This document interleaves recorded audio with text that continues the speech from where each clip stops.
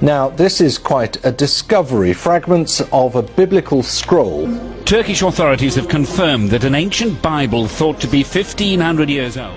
The discovery of Bible written 1,500 years ago has revealed many secrets to the public. The Gospel of Barnabas found in Turkey during the anti-smuggling operation. Many of its teachings are matches with those in the Quran and oppose the Bible, especially the New Testament. This Bible recognized Jesus not as God or Son of God, but merely as a prophet who delivered God's words. The Gospel of Barnabas claims that instead of Jesus, Judas was crucified and Jesus was ascended to heaven while he was still alive. Chapter 39 of this Bible predict the upcoming prophet and mentions his name as Muhammad. मुसलमान तमाम अलामी किताबों पर ईमान लाने के साथ साथ सिर्फ कुरान पाक को ही महफूज हालत के अंदर मौजूद अल्लाह का आखिरी कलाम मानते हैं, जो कि क़यामत तक के इंसानों की हिदायत के लिए ऐसे ही मौजूद रहेगा। इससे पहले कि तमाम अलामी किताबें अल्लाह का कलाम तो हैं मगर अपनी असली हालत के अंदर मौजूद नहीं है। मिसाल के तौर पर तौरात और अंजील, इन दोनों अलामी किताबों की खासियत ये थी कि ये मुस्तकबिल के अंदर आने वाली नई शरीयत या अल्लाह के रसूल की आमद को पहले ही इनके नाम और निशानियों के साथ बयान कर दिया करती थी, जैसा कि आसमानी सहीफों के अंदर हज़रत मूसा अलैहिस्सलाम की आमद की पेशन गोई का जिक्र था, जो कि बनी इसराइल को इस वक्त के फिरौन मिस्र की 400 साल की गुलामी से निजात दिलवाएंगे। इसके बाद तौरात में अगले रसूल हज़रत ईसा अलैहिस्सलाम की आमद की पेशन गोई की गई थी, जिन्हें यहूदी कौम ने दज्जाल कहकर सूली पर लटकाने की कोशिश की और अब तक इस मसीहा के इंतजार में हैं, जो कि असल में अब की बार असली दज्जाल होगा। बिल्कुल इसी तरह से बाइबल यानी अंजील मुकद्दस के अंदर भी नबी पाक सल्लल्लाहु अलैहि वसल्लम की आमद की पेशन गोई आपके ऐलान नबूवत से तकरीबन 600 साल पहले ही कर दी गई थी, मगर वक्त गुजरने के साथ साथ मजहबी पेशवाओं यानी यहूदी रब्बी और ईसाई पादरियों ने अपनी मर्जी के मुताबिक इन किताबों के अंदर बदलाव शुरू कर दिया। इन किताबों की तारीफ शुरू हो गई, क्योंकि अगर ये लोग ऐसा ना करते तो पेशन गोई के मुताबिक इनको अगले आने वाले रसूल मोहम्मद मुस्तफ़ा सल्लल्लाहु अलैहि वसल्लम पर ईमान लाना पड़ता, जिसके बाद पिछली तमाम शरीयत यानी क्रिश्चियनिटी और यहूदियत मुकम्मल तौर पर ख़त्म हो जाती, जो कि रिसालत का कानून है कि अगली आने वाली रिसालत के बाद पिछले नबियों की तमाम तालीमात ख़त्म या मनसूख हो जाती हैं। और जाहिर है कि यह बात तभी साबित हो सकती है जब आज से 2000 साल पुराना बाइबल का कोई असल नुस्खा ऐसा मौजूद हो, जो कि आप सल्लल्लाहु अलैहि वसल्लम की आमद की पेशन गोई को वाज़ेह तौर पर बयान कर दे। और हाल ही में ऐसा हो भी चुका है।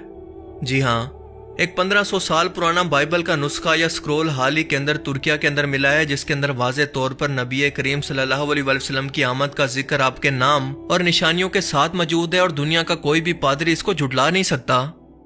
ये बाइबल 1500 साल पहले लिखी गई थी, जिसके सामने आने के बाद कई राव दुनिया के सामने आए और इस किताब का नाम है गॉस्पेल ऑफ बरनबास, जो इस्लाम की आमद से भी तकरीबन 75 से 100 साल पहले लिखी गई। तुर्किया में मिलने वाला ये नुस्खा दरअसल गॉस्पेल ऑफ बरनबास की एक ट्रांसलेटेड कॉपी है, जो कि असल में इब्रानी जबान के अंदर आज से 2000 साल पहले लिखी गई। क्रिश्चियनिटी के अंदर आज भी इस किताब को ऑथेंटिक नहीं माना जाता, क्योंकि इस बाइबल के असल नुस्खे के अंदर वो तमाम चीजें मौजूद हैं जो कि कुरान करीम के अंदर बयान है। यानी हज़रत ईसा अलैहिस्सलाम को सूली पर फांसी नहीं दी गई थी, बल्कि इन्हें जिंदा आसमानों पर उठा लिया गया था। वो अल्लाह के बेटे नहीं है, उन्होंने कभी भी इस चीज का दावा नहीं किया। वो सिर्फ अल्लाह के पैगंबर थे, जिन्होंने बाकी पैगंबरों और रसूलों की तरह अल्लाह का पैगाम अपने लोगों तक पहुंचाया। हजरत ईसा की बजाय इनके 12 साहबियों में से एक जुडस को, जिसे यहूदा भी कहते हैं, इसको सूली पर लटका दिया गया था, जबकि ईसा अलैहिस्सलाम को जिंदा आसमानों पर उठा लिया गया। और ये तमाम अकीदे आज की मौजूदा बाइबल, जो कि सबसे ज्यादा क्रिश्चियनिटी के अंदर मुकद्दस मानी जाती हैं, यानी लूक, मैथ्यू, मार्क और जॉन, जो इनके लिखने वालों के नाम के साथ मंसूब है, इनके तमाम अकीदों के खिलाफ जाती हैं, या यूं कहें कि मौजूदा ईसाईयत की बुनियादों के खिलाफ जाती हैं। बरनबास एक ऐसी अंजील का नुस्खा है जिसे खुद हज़रत ईसा अलैहिस्सलाम के असल सहाबी, जिसका नाम बरनबास था, इसने खुद लिखा, जो कि हज़रत ईसा अलैहिस्सलाम पर ईमान लाने वाले 12 सहाबियों में सबसे पहले लोगों के अंदर शामिल थे। और इसी किताब के अंदर हज़रत ईसा अलैहिस्सलाम की जिंदगी के हालात व वाक़यात बहुत तफसील से मौजूद हैं। इन वाक़यात के अंदर खुद बरनबास शामिल था, जिसका असल नाम यूसुफ और इंतहाई नेक होने की वजह से इसका नाम पड़ गया था बरनबास। ये इनके खुद के आंखों देखे हालात हैं जो कि इस किताब के अंदर लिखे हैं। लेकिन आपको ये जानकर हैरत होगी कि आज की चारों मुस्तनद अंजील मुकद्दस, जो कि हज़रत ईसा अलैहिस्सलाम के इन 12 सहाबा में से बाकी 11 की लिखी हुई नहीं है, बल्कि सिर्फ रिवायत इकट्ठी करके लिखी गई हैं कि फलां ने फलां से सुना और उसने आगे फलां से सुना, जिसने डायरेक्ट हज़रत ईसा अलैहिस्सलाम से सुना। जो कि सच है या झूठ, इसका कोई पैमाना नहीं। बरनबास को लिखने के बाद इसका तर्जमा रोमन हुकूमत के अंदर इटालियन और स्पेनिश जबान के अंदर किया गया था। यह अंजील मुकद्दस ईसाईयत का वजूद खतरे के अंदर डाल देती है, जिसके अंदर मौजूदा ईसाईयत की बुनियाद खड़ी है। यानी हजरत ईसा अलैहिस्सलाम अल्लाह के बेटे नहीं थे बल्कि अल्लाह के पैगंबर थे और इनके बाद मोहम्मद सल्लल्लाहु अलैहि वसल्लम की तशरीफ आवरी होने वाली है। हजरत इब्राहीम अलैहिस्सलाम ने अपने जिस बेटे को कुर्बानी के लिए पेश किया था वो हजरत इसहाक नहीं थे बल्कि इस्माइल अलैहिस्सलाम थे, जिनकी नस्ल से मोहम्मद रसूलुल्लाह सल्लल्लाहु अलैहि वसल्लम तशरीफ लाए। हालांकि बनी इसराइल कौम की रसूलुल्लाह सल्लल्लाहु अलैहि वसल्लम का इनकार करने की एक वजह यह भी थी कि आप अंबिया कराम के सिलसिले यानी हजरत इसहाक अलैहिस्सलाम की नस्ल से नहीं थे बल्कि हजरत इब्राहीम अलैहिस्सलाम की नस्ल से थे। और यहूद व नसारा आज भी यह मानते हैं कि हजरत इसहाक अलैहिस्सलाम को अल्लाह की राह के अंदर कुर्बानी के लिए हजरत इब्राहीम अलैहिस्सलाम ने पेश किया था, जो कि सच नहीं है। इसीलिए क्रिश्चियन पादरी इसे सदियों से अपनी आवाम से छुपाते आ रहे हैं और ये अंजील बताती है कि इसके अलावा इन सब बाइबल की किताबों के अंदर वक्त के साथ साथ बदलाव और मिलावट की गई है।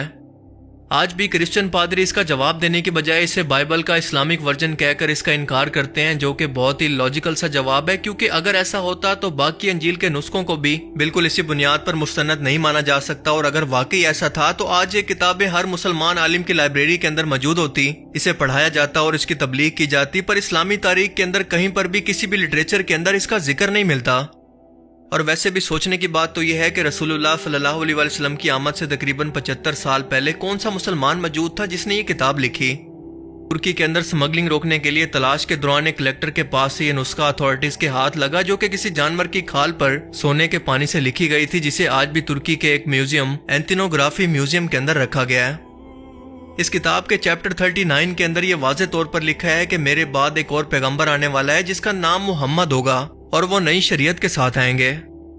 क्रिश्चियन पादरियों ने इसे अपनी आवाम से छुपाने की बहुत कोशिश की ताकि इनकी दीन की ठेकेदारियां, इनके ओहदे और इनकी आवाम पर इनका कंट्रोल बाकी रहे। ये सच दुनिया से छुपाते रहे, लेकिन सच की तो खासियत ही यही है कि वो कभी ना कभी दुनिया के सामने आ ही जाता है। बरन अब्बास इस किताब के शुरू के अंदर इसे लिखने की वजह बयान करते हुए कहते हैं कि मेरा मकसद इन लोगों की इस्लाह करना है, इन लोगों का ईमान बचाना है जो कि शैतान के धोखे में आकर यस्सु को अल्लाह करार देते हैं, यानी हजरत ईसा अलैहिस्सलाम को अल्लाह का बेटा बना रहे हैं, खतना को गैर जरूरी और हराम खानों को हलाल करार देते हैं। और वो मजीद कहते हैं कि इस जमाने के अंदर रोमन क्योंकि बुत परस्त थे, मूर्तियों की पूजा करते थे और इसीलिए हजरत ईसा अलैहिस्सलाम के मौजूद देकर इन्हीं लोगों ने सबसे पहले इन्हें अल्लाह का बेटा कहना शुरू कर दिया, जो कि बाद में बनी इसराइल की आवाम के अंदर भी मशहूर हो गया। खुद हजरत ईसा अलैहिस्सलाम ने भी इस अकीदे का इनकार करते हुए इसे फैलाने से रोकने के लिए बहुत कोशिशें की और ये तमाम कोशिशें इस किताब में वाकयात की सूरत में लिखी हुई हैं। यानी ये बात साबित है कि हजरत ईसा अलैहिस्सलाम के असल सहाबी आपको अल्लाह का बेटा नहीं बल्कि अल्लाह का पैगंबर और रसूल मानते थे, जिन्हें अपने बाद आने वाले रसूल हजरत मोहम्मद सल्लल्लाहु अलैहि वसल्लम का नाम लेकर हुक्म दिया गया था कि अपने आने वाली नस्लों को इस बारे में आगाह करें कि वो अल्लाह के आखिरी रसूल हजरत मोहम्मद सल्लल्लाहु अलैहि वसल्लम पर ईमान लाएं। अब ये लोग चाहकर भी इस टेक्स्ट का इनकार इसलिए भी नहीं कर सकते क्योंकि इसके ट्रांसलेटेड वर्जन को यानी असल बरन अब्बास के नुस्खे को ट्रांसलेट करके इटालियन और स्पेनिश जबान के अंदर ट्रांसलेट करके लिखा गया तो उस वक्त 1500 साल पहले का टाइम था, जो कि रोमन दौरे हुकूमत था। और हम सभी लोग जानते हैं कि शुरू से ही अरबों की जबान अरेबिक जबान थी, ना कि स्पेनिश या इटालियन। ये दोनों जबानें उस टाइम के अंदर आज के मौजूदा यूरोप के अंदर बोली जाती थी, जो कि उस टाइम के अंदर यानी आज से 1500 साल पहले रोमन हुकूमत का हिस्सा थे। यानी किसी मुसलमान के तो इसे लिखने का सवाल ही पैदा नहीं होता। रसूलुल्लाह सल्लल्लाहु अलैहि वसल्लम की आमद से तकरीबन 75 साल पहले उस वक्त के एक पोप ग्लेसिस I ने इस किताब को पढ़ने वालों को मुजरिम करार दे दिया कि कोई भी शख्स इसको नहीं पढ़ेगा। और वजह यह थी कि इनकी अजारादारी मजहबी मोनोपोली चैलेंज हो रही थी कि वो अपना असर और रसूख, अपना रुतबा सब कुछ छोड़कर उस आखिरी नबी के सामने अपने सर को झुका दें। ये किताब लोगों से छुपाकर यहाँ वहाँ घूमती रही और 16वीं सदी के अंदर इसका एक नुस्खा पॉप्स कैस्टस के किताब खाने के अंदर मौजूद था, जिसे पढ़ने की किसी को भी इजाजत नहीं थी। आखिरकार इनके एक दोस्त ने इसे चुरा कर इसका तर्जुमा अपनी मादरी जबान यानी इटालियन जबान के अंदर किया और मुख्तलिफ हाथों से होता हुआ आखिरकार ये 1738 के अंदर ऑस्ट्रिया के शहर वियना की एक लाइब्रेरी के अंदर पहुंचा और 1907 यानी 1907 में ऑक्सफोर्ड यूनिवर्सिटी ने इसका इंग्लिश के अंदर तर्जुमा पब्लिश कर दिया तो पूरी दुनिया के अंदर हंगामा मच गया। लिहाजा फौरन ही इसके तमाम इंग्लिश, इटालियन और स्पेनिश तर्जुमों को मार्केट से बिल्कुल गायब कर दिया गया।